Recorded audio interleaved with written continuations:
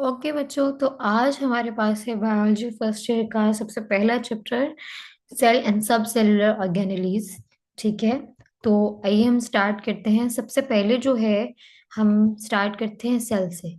So what is cell? Cell basically हमारे पास एक बेसिक यूनिट ऑफ लाइफ है, जैसे हम केमिस्ट्री में पढ़ते हैं कि जो हर चीज़ है दुनिया में वो एटम से बनी है। तो एटम एक हमारे पास बेसिक यूनिट है। यूनिट का मतलब होता है जिससे किसी चीज़ की बुनियाद हो। तो ऑर्गेनिजम्स की बात करें तो बेसिक यूनिट है ऑर्गेनिजम्स की लाइफ की, ऑर्गेनिजम्स की वो सेल है। यानी हर ऑर्गेनिज्म, चाहे वो किसी तरह का भी ऑर्गेनिज्म है, ठीक है, जो जानदार है वो सेल से ही बना है। तो इसलिए सेल जो है उसकी बेसिक यूनिट कहलाता है। ठीक हो गया। अब इसमें सारे ऑर्गेनिजम्स आ सकते हैं, जो सिंपल ऑर्गेनिजम्स हैं, जो सिंगल सेल्ड हैं, उससे लेकर कॉम्प्लेक्स और मल्टी सेलुलर ऑर्गेनिजम्स तक आ सकते हैं। तो सेल को हम स्ट्रक्चरल यूनिट भी कहते हैं, यानी ये स्ट्रक्चर्स बनाने में इंपॉर्टेंट रोल प्ले करता है। और फंक्शनल यूनिट भी कहते हैं हमारे पास। अब जो सेल्स हैं उनकी शेप और साइज जो है वो फंक्शन से रिलेटेड वेरी करता है। ठीक हो गया। ओके। जो सेल है उसकी बेसिक प्रॉपर्टीज ऑफ लाइफ हैं, जिसमें मूवमेंट आती है, रिस्पायरेशन आती है, homeostasis, growth, reproduction, excretion, nutrition. तो ये सारी के सारी मतलब जब सेल ग्रुप में काम करते हैं तो इस तरह के जो काम है, एक्टिविटीज हैं, वो परफॉर्म करते होते हैं। So let's start with the most important and basic topic, that is about cell theory. So what is cell theory?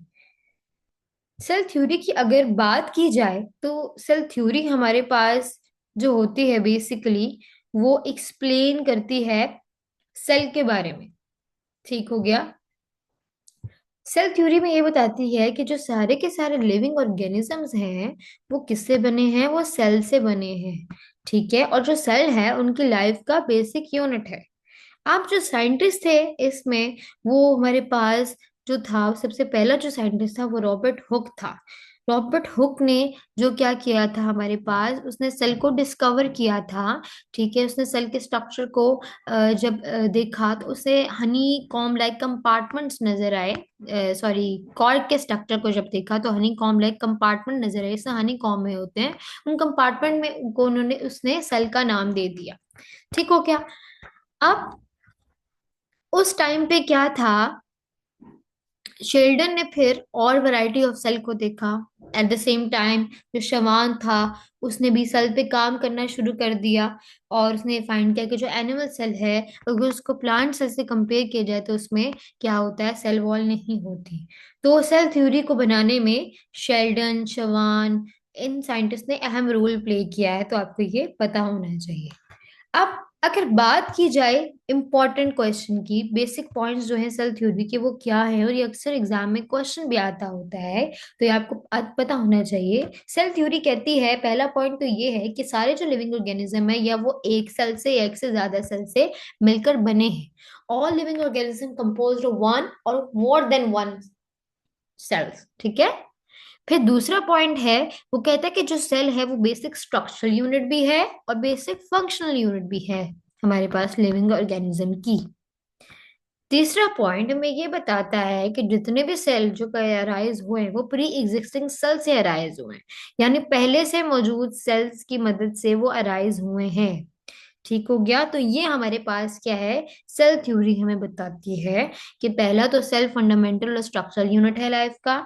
दूसरा क्या है कि हर लिविंग ऑर्गेनिज्म एक या एक से ज्यादा सेल से बना है। तीसरा क्या है, जो सेल अराइज करते हैं वो पहले से मौजूदा सेल्स हैं उनसे आगे अराइज करते होते हैं। सेल थ्योरी की अगर वैलिडेशन की बात की जाए तो सेल थ्योरी वैलिडेटेड होती है क्योंकि ये हमारे पास सेल्स की डिस्कवरी को एक्सप्लेन करती है प्लांट्स और एनिमल्स में। ठीक है। उसके अलावा इसमें हमारे पास जो डिफरेंट स्ट्रक्चर प्रोसेसेस होते हैं, ठीक है, माइटोसिस मियोसिस को ये एक्सप्लेन कर रही होती है, तो इसलिए ये वैलिड है। और हमारे पास जो ऑब्जर्वेशन हैं जिनको माइक्रोस्कोप से ऑब्जर्व करते हैं कि ग्रोथ जो होती है, जब सेल का नंबर इंक्रीज करता है तो ग्रोथ होती है और न्यू एग्जिस्टिंग सेल्स प्रोड्यूस होते हैं। ठीक है, तो ये जो सारे हमारे पास पॉइंट है ये हमारे पास सेल थ्योरी को वैलिड कर रहे होते हैं कि वाकई सेल थ्योरी एग्जिस्ट करती है। ठीक है, वैलिडेशन प्रोवाइड करती है। अब जब भी कोई थ्योरी आती है तो उसके कुछ पॉजिटिव पॉइंट्स होने के साथ साथ उसके कुछ ड्रॉबैक्स होते हैं या लिमिटेशंस होती हैं। लिमिटेशंस वो पॉइंट्स होते हैं जिनको थ्योरी ने छोड़ दिया होता है, या थ्योरी उनको उन पॉइंट्स को एक्सप्लेन करने में फेल हो जाती है, वो पॉइंट्स एक्सप्लेन नहीं कर पाती। तो वो सेल थ्योरी की क्या एक्सेप्शंस थी, वो हम देखते हैं कि किस चीज को एक्सप्लेन नहीं कर पाई। सेल थ्योरी काफी चीजों को एक्सप्लेन नहीं कर पाई, इसकी काफी एक्सेप्शंस हैं, आपको तीन चार एक्सेप्शंस लाजमी याद होने चाहिए। कि सबसे पहले वायरसेस की मैं बात करूं, तो जो सेल थ्योरी है वायरसेस के बारे में एक्सप्लेन नहीं करती। सेल थ्योरी उनके बारे में एक्सप्लेन करती है जो सेल से बने हैं। लेकिन जो वायरसेस है ना हमारे पास, ये ए सेलुलर कंपोनेंट है, ए सेलुलर कंपोनेंट है, ठीक है। तो ये सेल से नहीं बने, तो इनका होता है कि ये इनएक्टिव रहते हैं, ये सिर्फ होस्ट की बॉडी में जाके उसके डीएनए पे जिंदा रहते हैं और वहीं पे डिवाइड करते हैं। कोई कहे ना कि अगर जिंदा नहीं रहते तो ये डिवाइड कैसे होते हैं, ये फैलते कैसे हैं। होस्ट के अंदर जाके उसके डीएनए पे जिंदा रहते हैं, वहीं से डिवाइड होते हैं, बगैर होस्ट के कुछ नहीं है। तो ऐसे ऑर्गेनिज्म लाइक वायरसेस को एक्सप्लेन नहीं करती सेल थ्योरी। फिर जिस तरह अब कुछ सेल्स हैं मसल फाइबर्स, ठीक है, उसकी मैं बात करूं, उनमें बहुत सारे हमारे पास न्यूक्लियस पाए जाते हैं, उनको एक्सप्लेन नहीं करती। ठीक हो क्या। उसके अलावा जिस तरह हाइफी है, यहाँ पे भी लिखा हुआ है कोनोसिटिक हाइफी ऑफ फंगस राइजोपस, नाम है राइजोपस फंगस का, ठीक है। तो उनके हाइफी, इनके पास हमारे पास क्या है, हमारे पास बहुत ज्यादा न्यूक्लियाई हैं। उनको जो मल्टी न्यूक्लिएटेड ऑर्गेनिज्म है, एक से ज्यादा न्यूक्लियस जिनके पास पाया जाता है, उनको एक्सप्लेन नहीं करती सेल थ्योरी, ठीक है। जैसे बैक्टीरिया है, साइनोबैक्टीरिया, उसमें न्यूक्लियस ऑर्गेनाइज नहीं है, तो ऐसे जो ऑर्गेनिजम्स हैं उसको एक्सप्लेन नहीं करती सेल थ्योरी। ठीक हो गया। इसके अलावा जो आरबीसीज की बात करें, मैमल्स के जो आरबीसीज हैं, हमने पढ़ा था कि जो आरबीसी मेच्योर होते हैं उनके पास भी न्यूक्लियस नहीं होता। तो आरबीसीज वगैरह को और सी ट्यूब सेल्स को, इनके पास न्यूक्लियस नहीं है, उसको एक्सप्लेन नहीं करती, हालांकि ये भी तो लिविंग ऑर्गेनिज्म का पार्ट है। तो अगर आप ये कहते हो कि सेल बेसिक स्ट्रक्चर और फंक्शन यूनिट है लिविंग ऑर्गेनिजम्स का, तो इन ऑर्गेनिजम्स का क्या। तो सेल थ्योरी इन पॉइंट्स को हमारे पास एक्सप्लेन करने में नाकाम रही, तो that's why this is known as exception. Got it. आगे हम मूव करते हैं माइक्रोस्कोपी। तो बेटा माइक्रोस्कोपी क्या होती है। माइक्रोस्कोपी एक प्रोसेस है जिसमें इस्तेमाल किया जाता है माइक्रोस्कोप का। बाय यूजिंग द माइक्रोस्कोप, ठीक है, हम ऑब्जर्व करते हैं स्मॉल ऑब्जेक्ट्स को, जिससे हम नेकेड आई, नेकेड आई का मतलब है सिर्फ आंख से नहीं देख सकते, अपनी आंख से नहीं देख सकते, उनको देखने के लिए फिर माइक्रोस्कोप का यूज किया जाता है। तो माइक्रोस्कोप एक साइंस है, इसमें माइक्रोस्कोप का यूज करके बहुत स्मॉल ऑब्जेक्ट जो कि नेकेड आई से नहीं ऑब्जर्व कर सकते, उनको ऑब्जर्व करते हैं।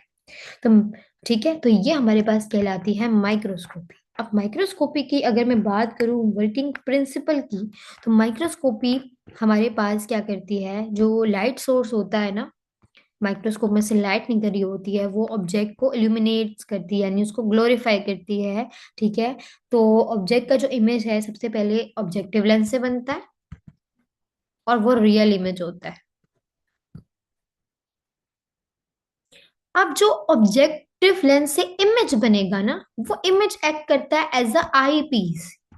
आई पीस एक्ट करता है, sorry, object as a act करता है फॉर आई पीस। देखो इमेज बनता है ऑब्जेक्ट का।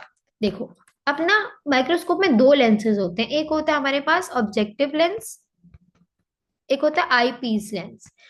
तो ऑब्जेक्टिव लेंस से हम ऑब्जेक्ट को देखेंगे, ऑब्जेक्टिव लेंस से लाइट आएगी, ऑब्जेक्ट पे गिरेगी। अब यहाँ पे क्या होगा, ऑब्जेक्ट का इमेज बनेगा।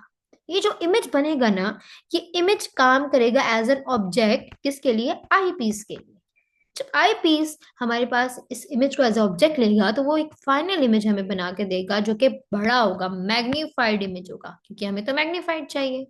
तो वो मैग्नीफाइड इमेज हमारे पास क्या होगा, उसकी असल तस्वीर है जो कि हम ढूंढना चाह रहे हैं, उसका असल इमेज है, जिससे हमें स्ट्रक्चर उसका क्लैरिफाई होता है। तो this is all about microscopy.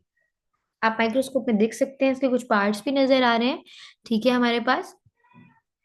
तो ये देख सकते हैं आप, ये हमारे पास लाइट सोर्स है, ठीक है, ये इसका डायाफ्राम है, ये हमारे पास ऑब्जेक्टिव लेंस है, ठीक है, ये आई पीस है हमारे पास। ठीक हो गया। अब ये ऑब्जेक्टिव लेंस जो है, यहाँ से लाइट गई गिर जाएगी ऑब्जेक्ट के ऊपर, ये जो इमेज बनाएंगे वो इसके लिए एज ऑब्जेक्ट काम करेगा, और ये हमें फाइनल जो इमेज दिखाएगा वो मैग्नीफाइड होगा। ठीक हो गया। तो प्रिंसिपल आपने लाजमी याद रखना है। अच्छा बेटा, जब हम यूज कर रहे होते हैं माइक्रोस्कोप का, तो माइक्रोस्कोप का यूज करते हुए हमारे पास क्या होता है, एक कुछ इंपॉर्टेंट टर्म्स है। तो एक टर्म होती है मैग्निफिकेशन, मैग्निफिकेशन, और दूसरी होती है रेजोल्यूशन। मैग्निफिकेशन का मतलब होता है कि किसी ऑब्जेक्ट को उसके साइज से बड़ा करके दिखाना, यानी एक ऑब्जेक्ट अपने साइज से कितना बड़ा दिख सकता है। अगर मैं कहती हूँ एक माइक्रोस्कोप की मैग्निफिकेशन 10x है, मैग्निफिकेशन में हमेशा नंबर के साथ x लिखा जाता है, x रिप्रेजेंट कर रहा होता है मैग्निफिकेशन को। 10x मैं कहती हूँ फॉर एग्जाम्पल, इस माइक्रोस्कोप की जो मैग्निफिकेशन है वो 10x है। इसका मतलब ये है कि जो इमेज है ना, उसको ये 10 गुना ज्यादा बड़ा करके मुझे दिखा सकते हैं। अगर मैं कहती हूँ 20x है, तो इसका मतलब जो इमेज है ना, मतलब जो ऑब्जेक्ट है, सॉरी, ऑब्जेक्ट को ये मुझे 20 गुना ज्यादा बड़ा करके दिखा सकते हैं। इस तरह अगर 40x है, तो इसका मतलब है ऑब्जेक्ट को 40 गुना ज्यादा बड़ा करके दिखा सकता है, बड़ा करके दिखा सकता है, क्लियर करके दिखा सकता है, नहीं बोला मैंने, ठीक है, बड़ा करके दिखा सकते हैं। नेक्स्ट बात आती है रेजोल्यूशन। तो रेजोल्यूशन होती है क्लैरिटी, कि कितना क्लियर करके दिखा सकता है। मैग्निफिकेशन होता है कितना बड़ा करके दिखा सकता है, रेजोल्यूशन होता है कितना क्लियर करके दिखा सकता है, कितना शार्प करके दिखा सकता है। ठीक हो गया। तो ये हमारे पास होती है रेजोल्यूशन, ठीक है, 0.1 मिलीमीटर, 0.2 मिलीमीटर। ठीक है, रेजोल्यूशन बेसिकली होता है कि दो पॉइंट्स है ना, ये उन दो पॉइंट्स के दरमियान कितना क्लियर डिफरेंस हमें शो कर सकती है। ठीक है, तो नेकेड आई की रेजोल्यूशन है 0.1 मिलीमीटर। इसका मतलब ये है कि अगर दो पॉइंट 0.1 मिलीमीटर के डिस्टेंस में होंगे तो हमें वो दो ही नजर आएंगे। इससे कम के डिस्टेंस पे होंगे ना 0.1 मिलीमीटर से, तो हमें एक पॉइंट नजर आएगा। ठीक है, इसी तरह जो इलेक्ट्रॉन माइक्रोस्कोप की अगर मैं बात करूं, तो 0.2 नैनोमीटर के डिस्टेंस पे अगर पॉइंट होंगे ना, तो हमें दो नजर आएंगे। अगर इससे कम डिस्टेंस पे पॉइंट होंगे, तो हमें हमें वो एक ही पॉइंट नजर आएगा, दो भी एक ही नजर आएंगे। तो that is known as resolution, के दो पॉइंट्स को मतलब कितना क्लियर करके वो दिखा रहा है। तो दैट हाउ हम रेजोल्यूशन को मेजर करते हैं। ठीक हो गया।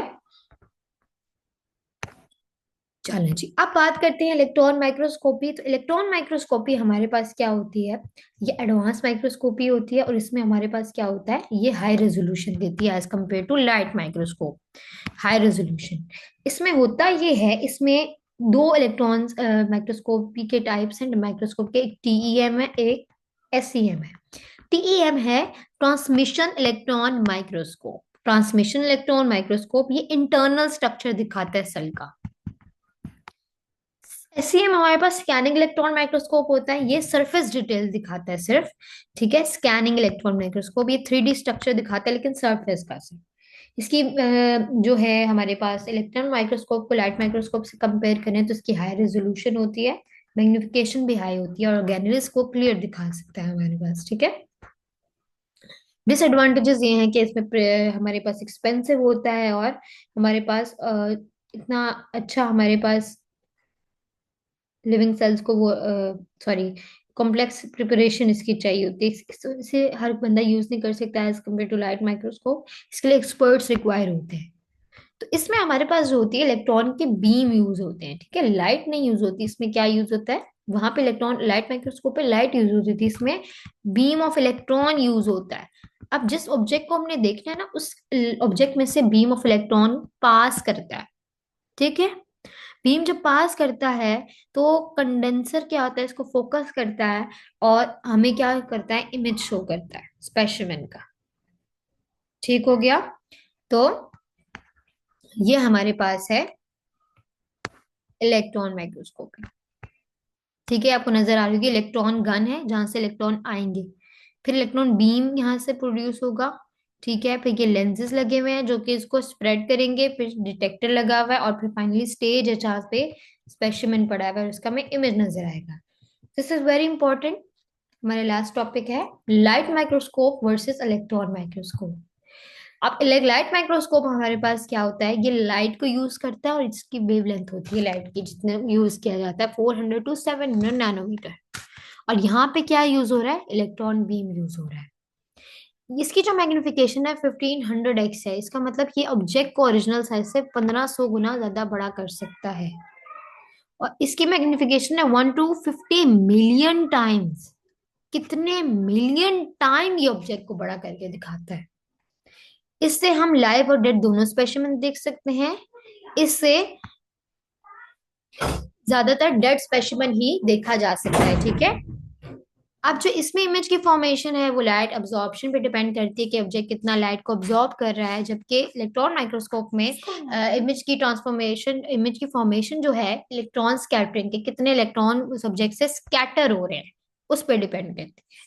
इसकी रेजोल्यूशन थोड़ी कम होती है और इसकी रेजोल्यूशन हाई होती है। ठीक हो गया।